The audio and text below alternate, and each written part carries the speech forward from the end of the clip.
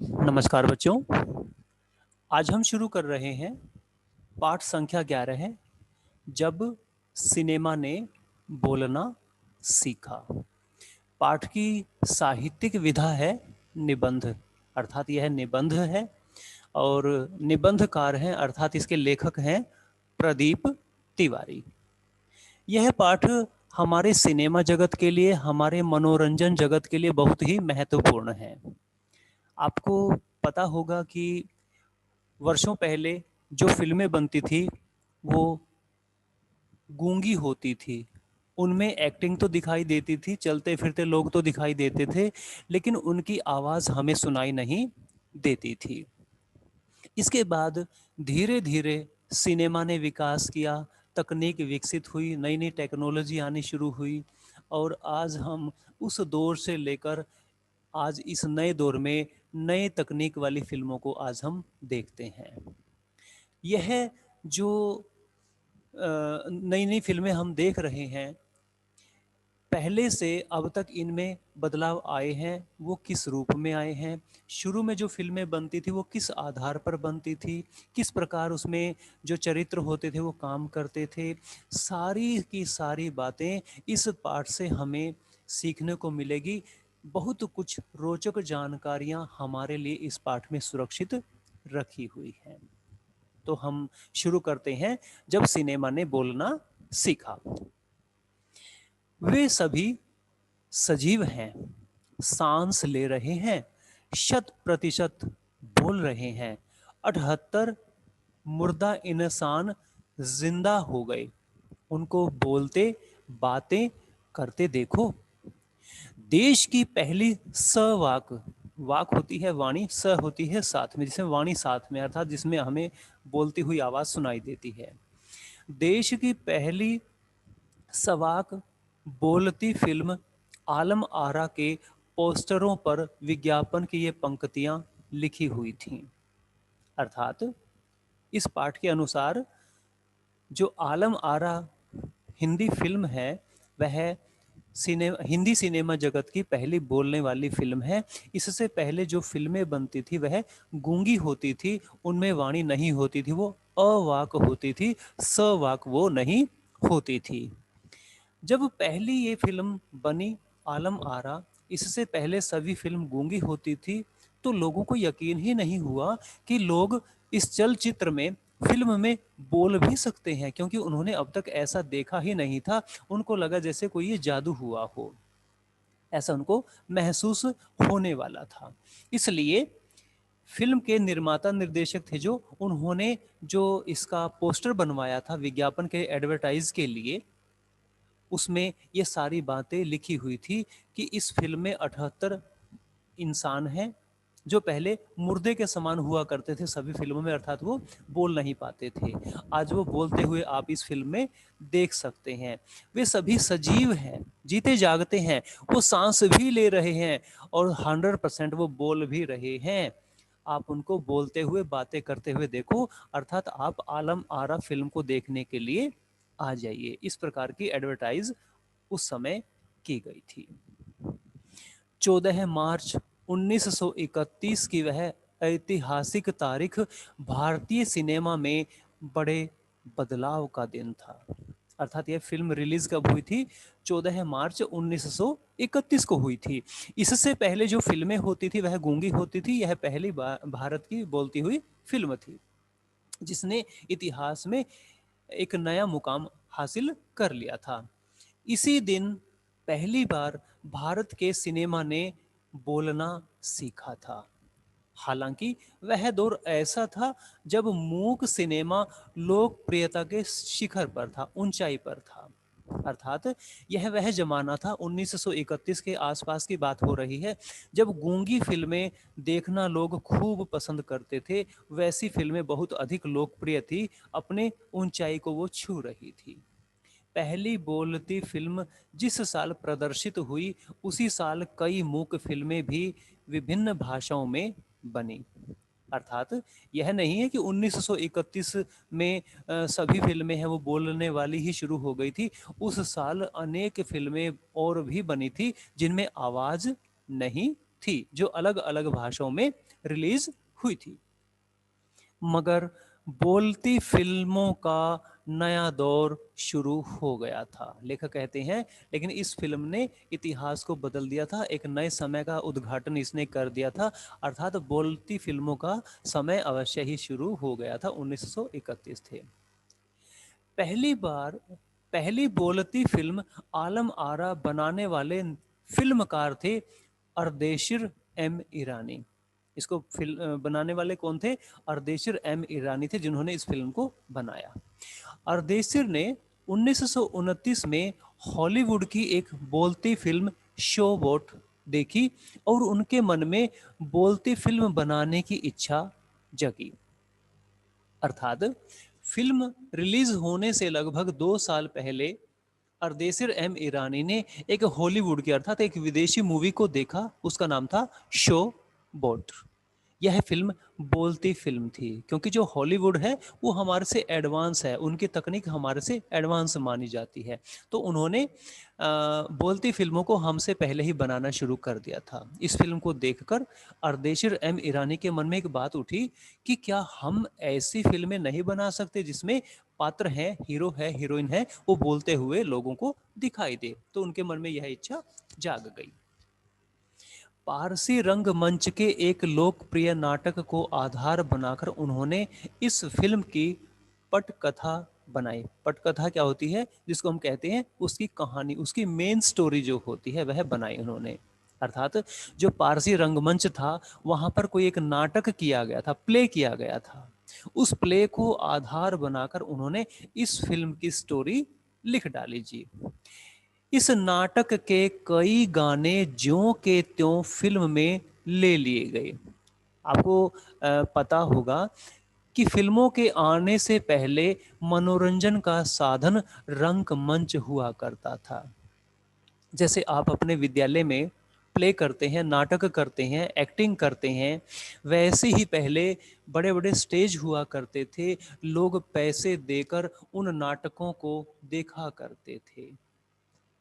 इसलिए धीरे धीरे जब फिल्मों का विकास हुआ तो अनेक ऐसे नाटक थे जो बहुत अधिक लोकप्रिय थे। तो ऐसे ही नाटकों पर अनेक फिल्में बनाई गई थी, उनकी कहानियां वहां से ले ली गई थी। इसी प्रकार अर्देशिर एम ईरानी ने एक पारसी नाटक की, जो काफी फेमस हो चुका था वह नाटक, उसकी स्टोरी को आधार बनाकर, उसकी कहानी को आधार बनाकर अपनी फिल्म आलम आरा की कहानी को लिखा, उसकी स्टोरी को लिखा। इस नाटक में स्टेज के ऊपर कई गाने दिखाए गए थे।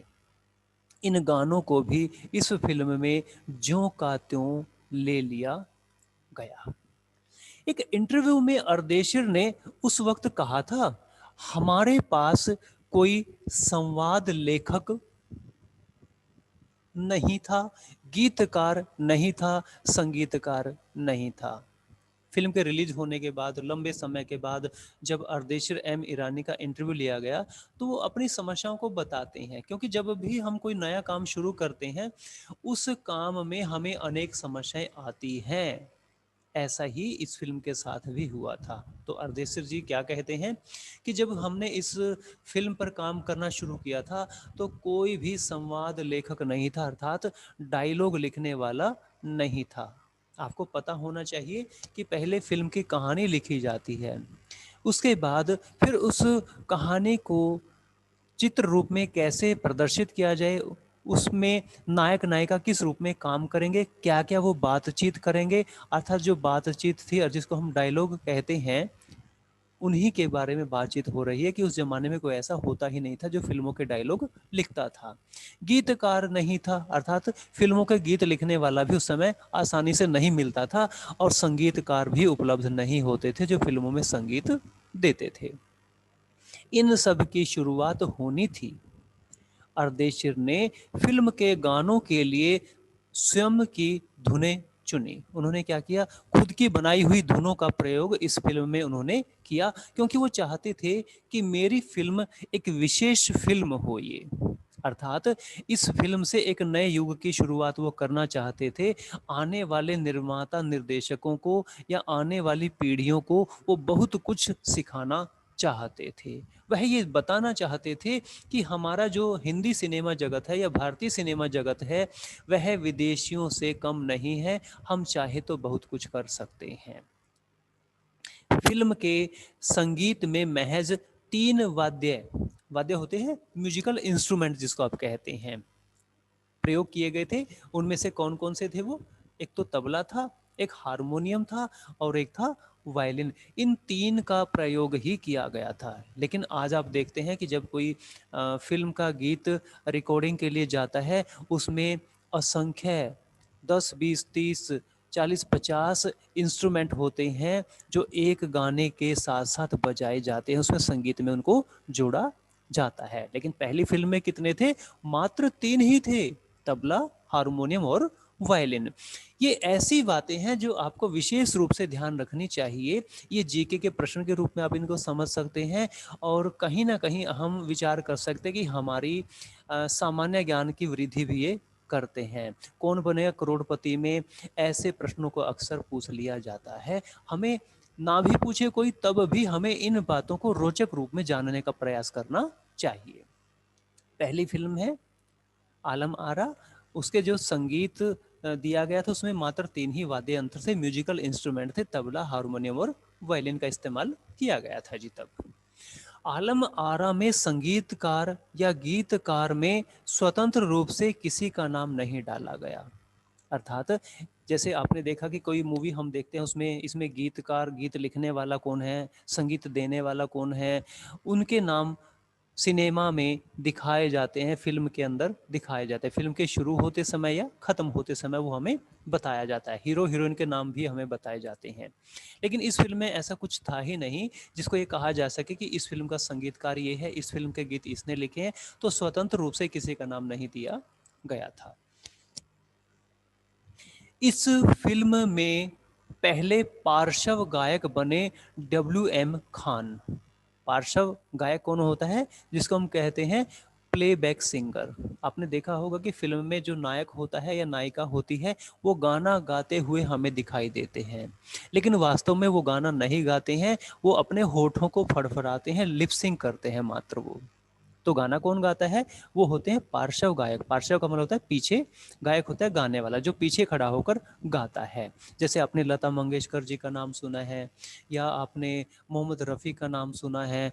आजकल अनेक ऐसे जो गायक हैं वो नई फिल्मों में अपना गीत गाते हैं, लेकिन हमें दिखाई देता है कि फिल्म में हीरो और हीरोइन, नायक नायिका ही गाने को गा रहे हैं। तो आप कह सकते हैं कि इस फिल्म में जो पहले पार्श्व गायक थे वो डब्ल्यू.एम. खान थे। पहला गाना था दे दे खुदा के नाम पर प्यारे, अगर देने की ताकत है। यह पहला बोलता गाना रिकॉर्ड तब किया गया था इस फिल्म के लिए।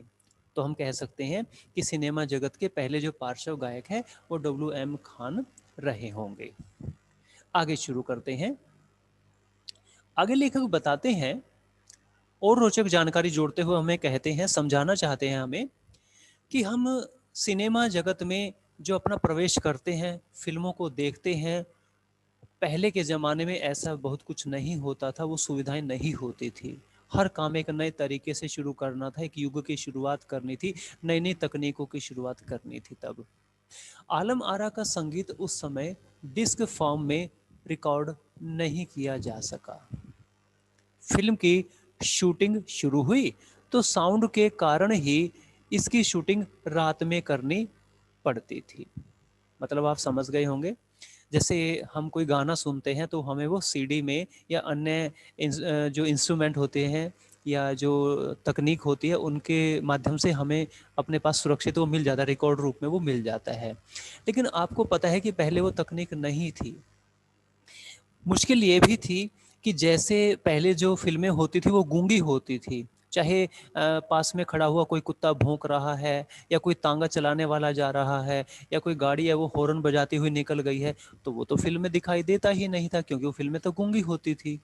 लेकिन जब बोलने वाली फ़िल्मों का दौर शुरू हो गया और ऐसे स्थान पर अगर हम शूटिंग करते हैं तो वो सारी की सारी जो साउंड थी, चाहे वो कुत्ते की साउंड रही होगी या पास में खड़े लोगों की साउंड रही होगी या कोई चिल्ला रहा होगा या कोई गाड़ी पास से गुजर रही होगी, वो सारी की सारी साउंड उस फिल्म में हमें सुनाई देती थी। ये समस्या अब सामने आने वाली थी।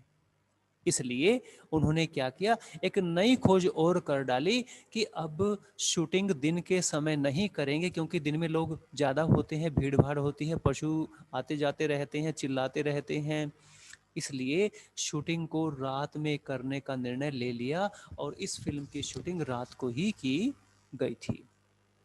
मूक युग में अधिकतर फिल्मों को दिन के प्रकाश में शूट कर लिया जाता था, मगर आलम आरा की शूटिंग रात में होने के कारण इसमें कृत्रिम आर्टिफिशियल प्रकाश व्यवस्था करनी पड़ी। अब जैसे हम दिन के समय कोई शूटिंग करते हैं तो सूर्य का प्रकाश इतना अधिक होता है कि हमें कृत्रिम आर्टिफिशियल लाइट की आवश्यकता नहीं होती, हमें ट्यूब बल्ब जलाने की आवश्यकता नहीं पड़ती है। लेकिन इससे आलम आरा मूवी से पहले जो फिल्में बनती थी वो तो दिन में ही उनकी शूटिंग हो जाती थी, इसलिए रोशनी की आवश्यकता नहीं पड़ती थी। लेकिन साउंड रिकॉर्डिंग में प्रॉब्लम आने के कारण शूटिंग रात को करनी पड़ती थी, इसलिए प्रकाश प्रणाली का आविष्कार भी समझ लीजिए इस फिल्म के साथ ही शुरू हो गया। अर्थात अर्देशिर एम ईरानी ने आने वाले निर्माता निर्देशकों के लिए एक रास्ता और खोल दिया कि परेशान होने की आवश्यकता नहीं है, आप लाइट की व्यवस्था कर लीजिए, प्रकाश की व्यवस्था कर लीजिए, आप समय बचाकर दिन में और रात में दोनों समय भी शूटिंग आप कर सकते हैं। तो एक खोज और उस समय इस फिल्म के साथ साथ हो गई थी जी। यहीं से प्रकाश प्रणाली बनी जो आगे फिल्म निर्माण का जरूरी हिस्सा बनी। इसी फिल्म से प्रकाश प्रणाली का आरंभ हुआ, अर्थात आर्टिफिशियल लाइट के माध्यम से फिल्मों की शूटिंग होने लगी, जो आने वाली फिल्मों का मार्गदर्शन भी वो करने लगी थी। आगे शुरू करते हैं। आलम आरा ने भविष्य के कई स्टार और तकनीशियन तो दिए ही, अर्देशिर की कंपनी तक ने भारत सिनेमा के लिए 150 से अधिक मूक और लगभग 100 सवाक फिल्में बनाई। आलम आरा फिल्म ने फिल्म जगत में एक इतिहास रच डाला, एक नई खोज कर डाली। कैसे? अब पहले क्या था कि गूंगी फिल्मों में कोई भी करेक्टर हो, वो कैसा भी काम करता हो, हमें सुनाई तो देता नहीं है, चाहे वो गूंगा हो, चाहे वो पतली आवाज़ में बोलता हो, चाहे उसकी आवाज़ भारी हो, तो इतना महत्व नहीं था।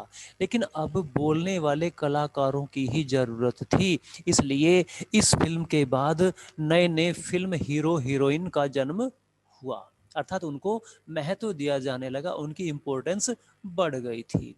ऐसे ही नए नए तकनीशियन भी इस फिल्म के बाद पैदा हुए, अर्थात कोई लाइट का काम करने वाला, कोई साउंड रिकॉर्डिंग का काम करने वाला। कहना ना होगा कि इस फिल्म के बाद अनेक लोगों को अलग अलग रूपों में काम मिलना भी शुरू हो गया था। पहले इन चीज़ों की आवश्यकता होती ही नहीं थी, अब आवश्यकता होने लगी तो लोगों ने इन काम को करना सीख लिया, काम करना सीख लिया तो उनको रोजगार का साधन मिल गया था। इसके बाद लेखक बताते हैं, प्रदीप तिवारी जी बताते हैं कि अर्देशिर एम ईरानी की जो फिल्म बनाने की जो कंपनी थी, उन्होंने भारतीय सिनेमा में इतिहास रच रखा है। 150 के लगभग उन्होंने गूंगी फिल्में बनाई है जिनमें आवाज़ नहीं होती थी, और लगभग उन्होंने 100 फिल्में सवाक भी बनाई है, अर्थात उनकी फिल्म कंपनी ने लगभग 250 फिल्मों का निर्माण किया है, जिसमें बोलने वाली और न बोलने वाली दोनों फिल्में शामिल हैं। इसके बाद आगे चलते हैं। Alam Ara film Arabian nights जैसी फैंटेसी थी, जिसमें कल्पनाशीलता होती है। फैंटेसी क्या होती है? जिसमें कल्पनाशीलता होती है, कल्पना होती है। फिल्म ने हिंदी उर्दू के मेल वाली हिंदुस्तानी भाषा को लोकप्रिय बनाया। क्योंकि आप समझ रहे हैं कि जो फिल्म है वह आज़ादी से पहले की फिल्म है। आज़ादी से पहले हिंदू और मुसलमान इस देश में इकट्ठे रहते थे, आज भी रहते हैं। दोनों के इकट्ठा रहने से हमारी संस्कृति मिश्रित हो गई है। आज भी हम देखते हैं कि हमारी हिंदी भाषा में अनेक शब्द ऐसे हैं जिनका हम प्रयोग करते हैं, लेकिन वो उर्दू के हैं और हम उनको हिंदी में बिल्कुल सुगमता से प्रयोग करते हैं। तो उस ज़माने में जो हम हिंदी का प्रयोग करते थे, उसमें हिंदी और उर्दू के शब्द मिले हुए होते थे। उसको हम कहते थे हिंदुस्तानी भाषा, अर्थात जो हिंदू और मुसलमान दोनों मिलकर आसानी से जिसको बोल सकते थे।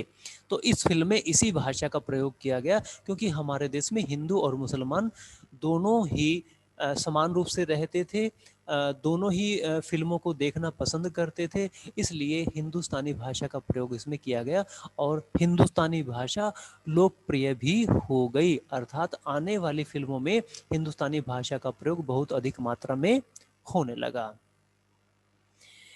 इसमें गीत, संगीत तथा नृत्य के अनोखे संयोजन थे। यह पहली ऐसी फ़िल्म थी जिसमें गीतों का प्रयोग किया गया था, अर्थात गीत भी थे इसमें और संगीत भी दिया गया था। संगीत मैंने अभी आपको बताया कि 3 म्यूजिकल इंस्ट्रूमेंट इसमें प्रयोग किए गए थे और साथ ही इसमें नृत्य, डांस भी किया गया था। तीनों का मेल, अनोखा संयोजन, अनोखा मेल इस फ़िल्म से हमें देखने को मिलता है। इससे पहले ये चीज़ें दुर्लभ थी हमारे लिए।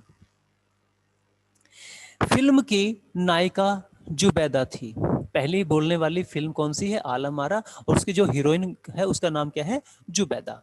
नायक थे विट्ठल। तो पहली बोलती फ़िल्म के जो नायक है उनका क्या नाम है? उनका नाम है विट्ठल।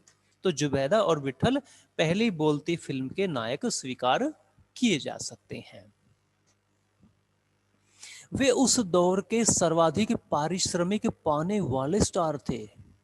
कितनी अच्छी बात बताई है, कितनी अच्छी रोचक जानकारी हमें दी है कि उस जमाने में जो कलाकार काम करते थे वह कम पैसों में फिल्में बना देते थे। पारिश्रमिक क्या होता है? मेहताना, पेमेंट करना।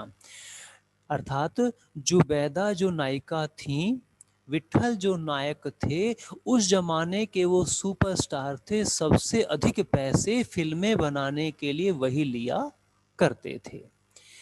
उनके चयन को लेकर भी एक किस्सा काफी चर्चित है। किसके? विट्ठल के। विट्ठल को इस फिल्म के लिए चुनाव किया गया, उनको चुना गया। इसके पीछे भी एक कहानी है, वो काफी फेमस हुई है, काफी चर्चित किस्सा है वो। विट्ठल को उर्दू बोलने में मुश्किलें आती थी, उनको उर्दू बोलना सुगमता से नहीं आता था, आसानी से उर्दू के शब्दों का प्रयोग वो नहीं कर पाते थे। पहले उनका बतौर नायक चयन किया गया, मगर इसी कमी के कारण उन्हें हटाकर उनकी जगह महबूब को नायक बना दिया गया। क्या हुआ? फिल्म में पहले विट्ठल को साइन कर लिया, कौन सी फिल्म के लिए? आलम आरा के लिए। इसके बाद जब उनसे डायलॉग बुलवाए गए तो उनको उर्दू के डायलॉग बोलने में बड़ी कठिनाई आती थी, क्योंकि हमारी जो भाषा थी वह हिंदुस्तानी भाषा थी जो इस फिल्म में प्रयोग की गई थी, जिसमें हिंदी के शब्द, उर्दू के शब्द मिश्रित थे। तो उनको बोलने में बड़ी दिक्कत आ रही थी, इस कारण उनको फिल्म से निकाल दिया गया, उनको हीरो के पद से हटा दिया गया और उनको हटाकर उनकी जगह महबूब नाम के जो नायक थे, जो हीरो थे, उनको इस फिल्म में ले लिया। विठल नाराज हो गए, इस बात से नाराज हो गए। उनको लगा कि मेरा अपमान हुआ है, ये तो मैं एक महान कलाकार हूँ, सबसे ज़्यादा पैसे लेने वाला मैं कलाकार हूँ। तो उनको ये बात बुरी लगी और अपना हक पाने के लिए उन्होंने मुकदमा कर दिया। उन्होंने क्या किया कि ये मेरे साथ गलत हुआ है, उन्होंने क्या किया, कोर्ट में केस कर दिया, मुकदमा दायर कर दिया अपना पद दोबारा से पाने के लिए, फिल्म में काम दोबारा से करने के लिए। उस दौर में उनका मुकदमा मोहम्मद अली जिन्ना ने लड़ा, जो तब के मशहूर वकील हुआ करते थे। मोहम्मद अली जिन्ना को आप भली भांति जानते हैं, जिसको हम पाकिस्तान के जनक के रूप में भी जानते हैं, पाकिस्तान निर्माता के रूप में भी हम उसको जानते हैं, जो गांधी जी के साथी रहे थे उस समय। तो मुस्लिम नेता, महान नेता मोहम्मद अली जिन्ना थे, उस जमाने के वो बहुत बड़े वकील हुआ करते थे। तो विट्ठल जी उनके पास गए, उनको अपनी समस्या बताई और उनको कहा कि आप मेरा मुकदमा लड़िए। उस दौर में उनका मुकदमा मोहम्मद अली जिन्ना ने लड़ा, जो तब के मशहूर वकील हुआ करते थे। विठल मुकदमा जीते, जिन्ना जी ने उनको मुकदमा जितवा दिया और भारत की पहली बोलती फिल्म के नायक बने। अर्थात विठल को दोबारा आलम आरा फिल्म में ले लिया गया और महबूब को फिल्म से बाहर कर दिया गया। ऐसी रोचक जानकारी आपको अवश्य ही याद रखनी चाहिए। उनकी कामयाबी आगे भी जारी रही। किसकी? विट्ठल की कामयाबी, अर्थात वो अच्छी अच्छी फिल्में बनाते रहे। मराठी और हिंदी फिल्मों में वे लंबे समय तक नायक और स्टंटमैन के रूप में सक्रिय रहे, एक्टिव रहे। उन्होंने मराठी फिल्मों का निर्माण भी किया, वो स्टंटमैन के रूप में भी रहे हैं, एक्टिव रहे हैं, सक्रिय रहे हैं, और उन्होंने अनेक फिल्मों में नायक की भूमिका भी निभाई है। इसके अलावा आलम आरा में सोहराब मोदी, पृथ्वीराज कपूर, याकूब और जगदीश सेठी जैसे अभिनेता भी मौजूद रहे। आगे चलकर जो फिल्मोद्योग के प्रमुख स्तंभ बने। अर्थात इस फिल्म में जुबैदा, विठल के साथ साथ सोहराब मोदी, पृथ्वीराज कपूर, याकूब, जगदीश सेठी जैसे जो कलाकार थे, हीरो थे, वो भी इस फिल्म में थे, जो भविष्य में फिल्म उद्योग के मुख्य आधार स्तंभ बने। अर्थात हिंदी सिनेमा को विकसित करने में इनका बहुत बड़ा योगदान भविष्य में रहा।